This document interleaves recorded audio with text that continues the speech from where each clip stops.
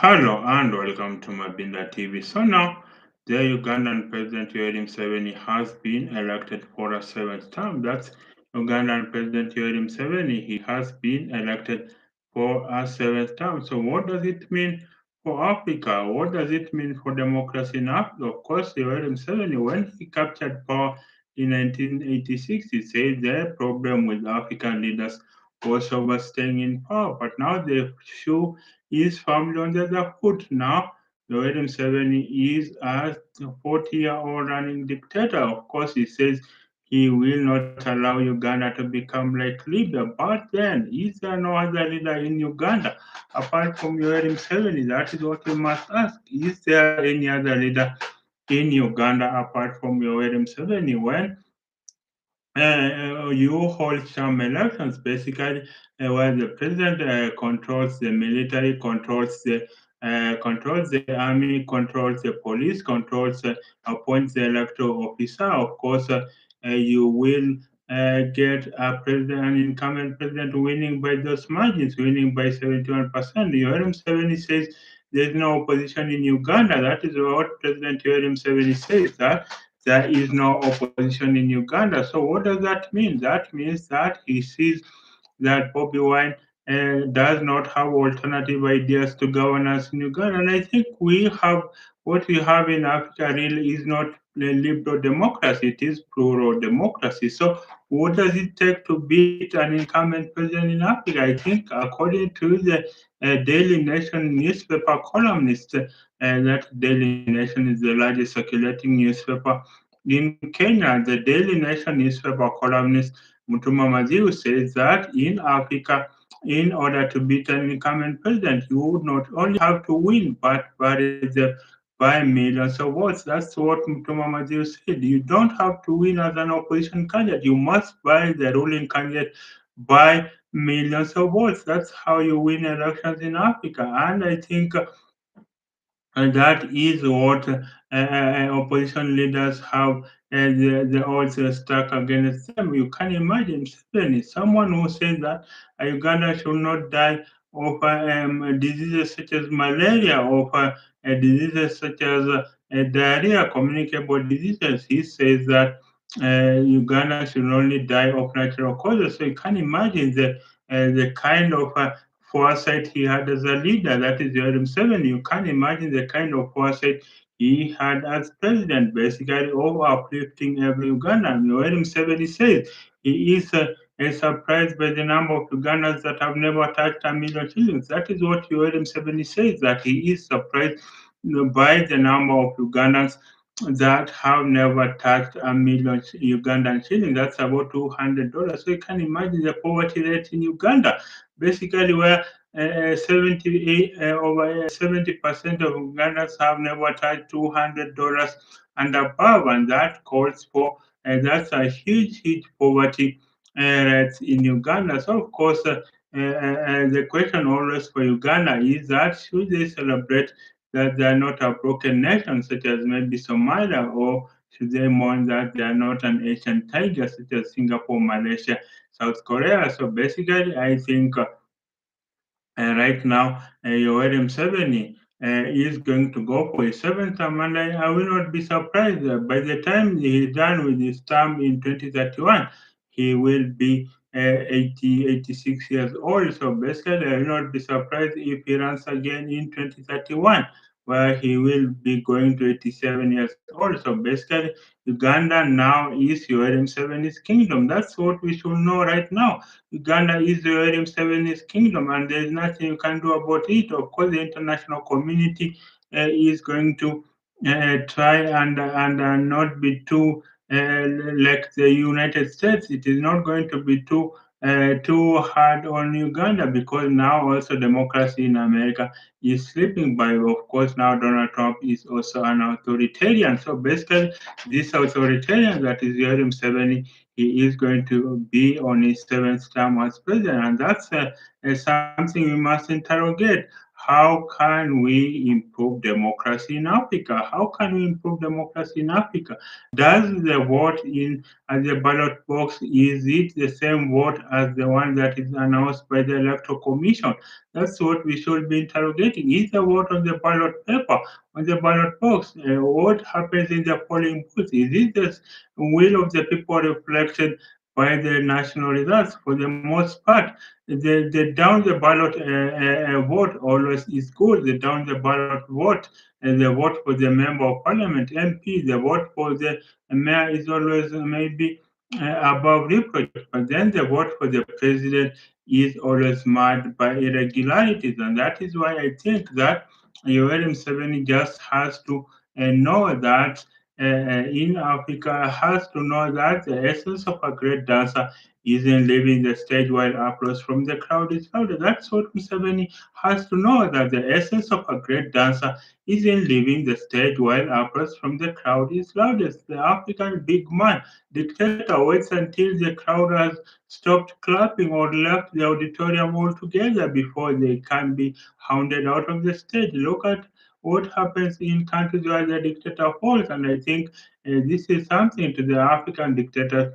Let the people have their will. There are people with alternative ideas. It doesn't mean that Uganda is Yoweri Museveni's property. It doesn't mean that Uganda is not Yoweri Museveni's property. Yes, we acknowledge he went to the bush to remove Idi Amin, but yes, there's something that happens when someone overstays in power for too long. Yes, he had those ideals. He said Ugandans should not die of natural, should not die, should only die of natural causes. Yes, he had those ideas, but then is he having those ideas as a president? That is not happening, and so I think basically, I think. What we have now is what we have in Africa is basically a plural democracy and not liberal democracy. I would hope that we have parties that are truly ideological in Africa. I would hope that we have parties that are left of the center, parties that are centrist, parties that are right of the center. Our political parties need to be ideological persons of thought and opinion. They don't need to be a personality cult. And of course, that's what is happening in Uganda and many other countries. Our political parties are personality cults. When we are going to the election, we view Museveni as NRM, NRM as Museveni. So basically, NRM is Museveni, Museveni is NRM. Let Museveni get out of power. And NRM will desist from being the prominent party in Uganda. So basically, according to according to statistics, I think a margin of 70%, it is very hard to beat an incumbent president in Africa. So how do the opposition then win elections in Africa? That's what we must be asking. How should the opposition win elections in Africa? And I think they need to organize and capture the spirit and triumph of young people. I think young people are the future of Africa. Africa, on average, the average age in Africa is just 19 years of age, 19 years old. So you can imagine Africa is the youngest continent in the world. The average age of an African is just 19 years old. And so basically, these are the young people that could push Uganda over the top, that could push Africa over the top. And that's why then I call for free, fair, credible, verifiable elections. That's how we are going to organize elections in Africa. That's how we are going to organize elections in Africa.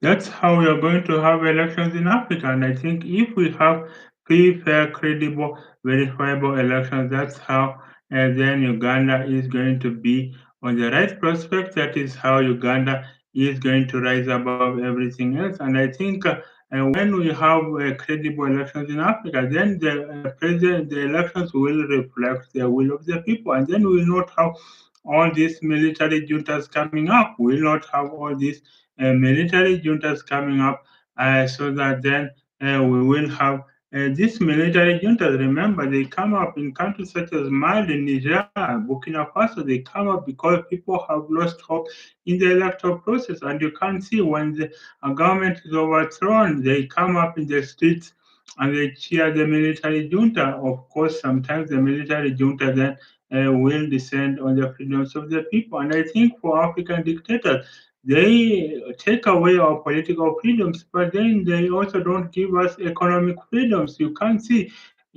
how can then, if you're going to be a dictator, then by all means be a benevolent dictator. You can't see, like in China, there is no room for political freedoms, but in exchange for political freedoms, the Chinese have been given political freedoms, economic freedom. They are prosperous. So even if there are no political freedoms, but they have economic freedom, while their people have a decent standard of living. And I think that should be the bargaining chip for the ruling parties in Africa. Yes, we have surrendered political freedoms to the class, but for God's sake, give us economic prosperity. And I think for China, they lifted 500 million people out of poverty. That's what the Chinese did. They lifted 500 million Chinese out of poverty, and that shows you that it can be done. Lifting Africans out of poverty can be done. So I think we need double-digit growth year on year for about 30 years. That's how we are going to lift over 700 million Africans out of poverty. And if that happens, then Africa will be in a state, in a very, very good condition. Africans will once again regain their lost glory. I think Africa has not had a good story for the last 700 years. I think that's when Africa began losing it, the last 700 years. And I think that needs to change so that we can have a good story. A journalist is only known as by the last great story. So the last great story of Africa was 700 years ago. That was the last great story of Africa. So how do we then ensure that Africa's story beams to the world? For God's sake, the world has given up on Africa. Look at the way Donald Trump calls African countries. He calls them hellhole countries. He calls them shit countries. So basically, Donald Trump does not believe there is any country in the world that is run by a black person that is successful. And I think that needs to end. Africa needs to just be that city on the hill that shines, and that starts with a democracy that works, with a democracy that feeds onto the views and aspirations of the people. That's how Africa is going to project itself as the new frontier of the world. And frankly, Africa is a new gold rush in Africa, as of course you have this radio presenter, Caroline Mtoko, says that Africa is the new frontier, is the last gold rush is going to happen in Africa, but it is outsiders who are noticing the huge potential in Africa. Africans themselves are not noticing this new potential of Africa. So basically, I think when Yoweri Museveni wins the vote without ever with the opposition figures in jail, look at Kizza Besigye, his former doctor whom he fell out with. Look at Kizza Besigye. He is in jail right now. Kizza Besigye is in jail, and of course, we fear for his life. Look at Bobby Wine. He cannot sleep comfortably in his home as 70 army and police force hound him, go after him. So basically, in Uganda, if you oppose the president, in Africa, if you oppose the incumbent president, then your life is in danger. But who says the president has all the ideas to run a country? And I think the beauty about democracy is you bring your idea, I bring my idea, then we sit down, we negotiate, we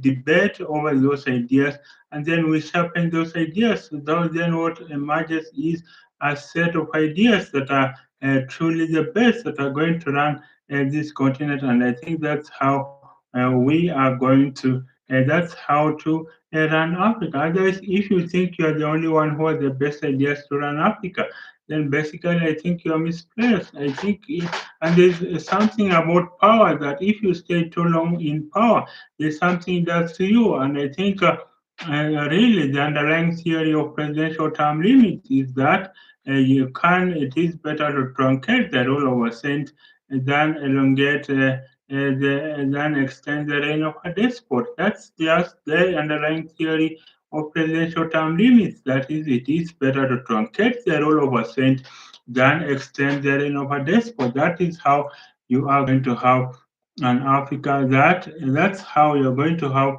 an Africa that is truly at the defining edge. And I think the problem with Africa, frankly, is leadership. Africa rises and falls on leadership.